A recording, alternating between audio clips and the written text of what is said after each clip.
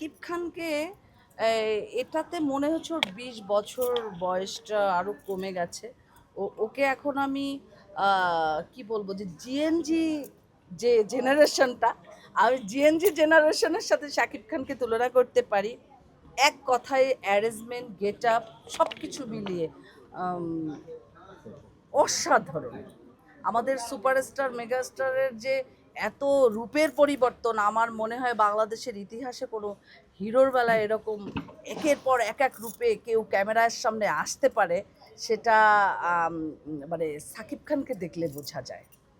আপনি তো শাকিব খানের সাথে কাজ করেছেন, তখনকার শাকিব খান আর এখনকার শাকিব খানের পার্থক্যটা কি মনে হয়? তখনও সাকিব খান অনেক সুন্দর ছিল, যেমন আমির খান, সালমান খান, তাদের প্রথম দিকের ছবিগুলি আপনারা দেখবেন যে তখন তাদের গেট আপের প্রয়োজন হয়নি, তাদের একটা ইনোসেন্ট লাভটা তারা দর্শককে বিলিয়ে দিয়েছে। ঠিক সেরকম শাকিব খানের তখন গেট আপ লাগে নাই, তার যে ইনোসেন্ট যে ফেসের যে অভিব্যক্তিটা দিয়ে সে যে দর্শকপ্রিয়তা অর্জন করেছেন, সেখানেও আমি বলবো সেটা অন্য রূপের একজন শাকিব খান।